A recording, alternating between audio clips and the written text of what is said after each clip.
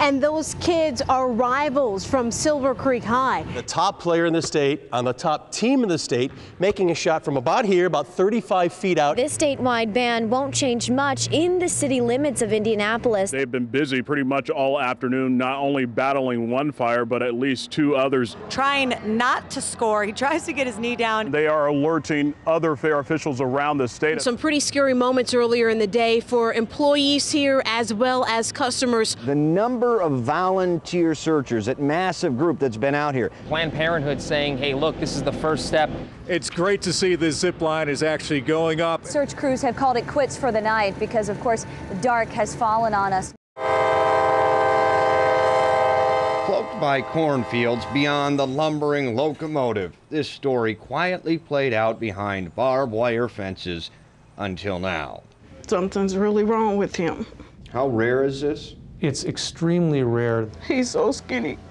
You can see his bones. The prognosis has to be terminal. If he gonna go, I want him to come home and go, not be in there. For 23-year-old Devin Weathers, it's the final complication of Huntington's disease, death. Locked up for auto theft in Newcastle since early 2007, he was slated for freedom in June. His release date was miscalculated. So it's now September. But does he have until September? Devin Weathers' case now front and center. And there's the additional question of care. The phone calls stopped, letters stopped, no contact. It was always something for a whole year and a half every time he was at Newcastle. Newcastle Correctional Facility is run by private firm Geo Incorporated. They would not comment specifically about this story. The family says for 2 years they hadn't a clue. Devin Weathers' letters abruptly halted in April 2007. He'd complained of trouble holding the phone around that time, and then silence. It's unknown when, but Weathers was diagnosed with Huntington's disease, an incurable genetic brain-wasting killer. Hallucinations, uncontrolled movement, part of a litany of symptoms. The mental and physical rigors lead more than 1 in 4 with Huntington's to attempt suicide. Videos on YouTube are a slideshow of vibrance withered away. One comes with a disclaimer, quote, warning, this video is very, very sad. 2 years of no contact. Mom finally saw her son.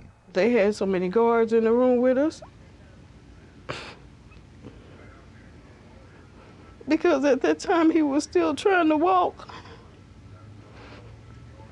He wouldn't be still, and his body was jerking. He kept hollering for food, for food.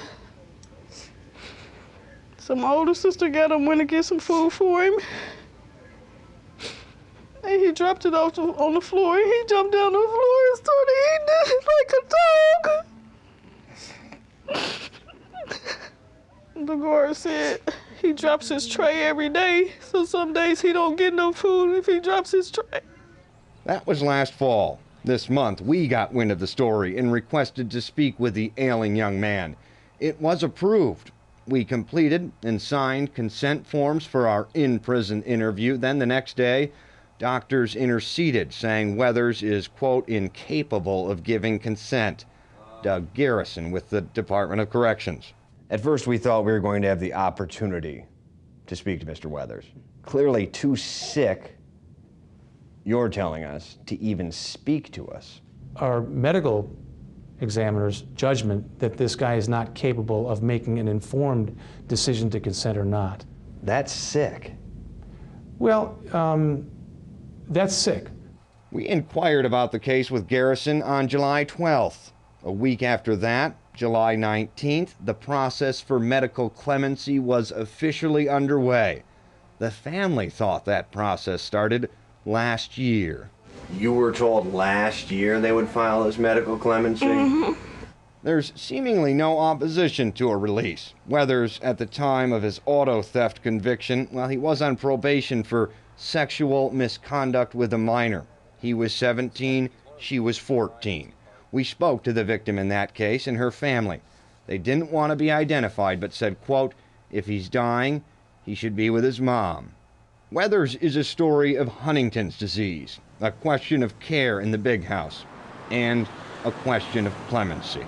I know he did wrong, but he's just served his time. If he gonna go. I want him to come home and go, not be in there. There is here for now. We're doing a yard sale, trying to come up with enough money to pay our mortgage and eat. The chirp of the spring swelter on Westbrook to 1020, where the yard sale's a fire sale. You've been out here in the sweltering sun for 3 days. Yes. Tell me about the yard sale. It hasn't been going very good. That's how much we made. Harold Randolph counted out 5 and 5 ones, $10. Well, I'm ready to cry. A nervous laugh to mask life. His last unemployment just deposited $231. The next is zero. The mortgage of $461.89 might as well be $1 billion when you're trying to cover it in used baby clothes. A 50-something unemployed truck driver who can't get a call back. I go out for 2-3 hours looking for work, and everybody tells me, sorry, we don't have nothing for you. I come home, and she's worried, she's crying, and she wants to go to the hospital, and I can't take her. I can't afford it. How long has it been since you've seen a doctor? Wife of 30-plus years, Diana, is 51, chronic emphysema. She uses inhalers that expired more than a year ago. I worry that I'm going to wake up and she's not going to be alive again, laying next to me. She wakes up in the middle of the night coughing. I have to beat her on her back with my hand so she can breathe. They've liquidated their lives, her mom's wedding ring and more. They've tried, they've called, they've fought. I'm not looking for sympathy, I'm just looking for answers. This is his answer. A man came looking for tools, heard his story, and bought baby clothes. He just give us 50 cents extra. Not looking for, but accepting sympathy. He's got a home to save. On his Facebook, after 3 o'clock, David Frisbee typed, paraphrased, "The bad lawyers at Barnes & Thornburg law firm do not respect the institution of marriage, corrupted my wife, Mary Jane, sex and drugs. It's a tragedy." Shortly after this was David Frisbee, a block from the circle, shirt ripped open, high above Meridian, over the ledge. I heard 3 shots. Everybody was looking out the window, wasn't sure what was happening. We're all in the office trying to get down. That's when he snapped the picture. Frisbee flailed a gun, fired multiple shots, one potentially at him. Shortly after a lengthy interview by police, we grabbed him. I work at Barnes & Thornburg. Freeze it there. He's a lawyer at Barnes & Thornburg, where the murdered Mrs. worked, where Frisbee aimed venom in his final post. We didn't know it when we spoke. He may indeed have been a target. I could see in the garage next door a guy sitting on the ledge, and he appeared to me to be loading a gun. To us, he looked up at us, he pointed the gun at us, and he fired 2 shots. You think he was shooting at you? We do. We believe that. It was almost as if we made eye contact. As clear as I could see him, he could see me. 911 calls poured in. Shooter on the ledge. A siren signaled the end. About that time, the police car comes around the corner. He takes the gun, he puts the gun to the side of his head, he fires 1 shot, and I see him fall over. What are you thinking? This is probably one of the worst days of my life. Never seen anybody kill themselves. It unraveled as breaking news. To his rant, friends responded. One said, "I have a bad feeling." Another, "Has anyone heard from David today?" Later, "Has something awful happened? Is David all right?" Finally, "No." Turn on news. Meridian Street. Brad Edwards, 24-Hour News 8. The bedroom of Amy Ella Fritz tells her life story. Stuffed animals, tickets to her last movie, a birthday card. She was always on the run. She always had things to do. A graphic design student, life is seen through her camera lens, lines her walls. She had 20 years to get an entire life in. She's a real mama's girl. Yes, she was. She wanted to live with her mom for the rest of her life. A life that would end literally in a matter of days. Wednesday evening, she began to throw up. Other than that, that was her only symptom. Her temperature soared to 103.2. Ibuprofen brought it back down to normal within 30 minutes. The next morning, Thursday, she had diarrhea but was feeling better. She spent the whole day chatting, talking on her computer, Facebook, texting. By Friday morning, she was rushed to the emergency room, her blood pressure dangerously low, her pulse high. A key question was asked repeatedly. Everybody said, "When was your last period?" And she said, "Now." Amy was admitted in fair condition. Within 24 hours, they did say there's a chance she could die. Amy was dying of toxic shock syndrome. She was on her period using tampons. Doctors and nurses asked the key question, when was your last period? But no one was relating her symptoms to toxic shock. They just kept looking at us saying, "We don't know. We don't know what's happening. We don't know why." She got to the intensive care unit around 1 o'clock. And by 3 o'clock, they said she was going into adult respiratory distress syndrome.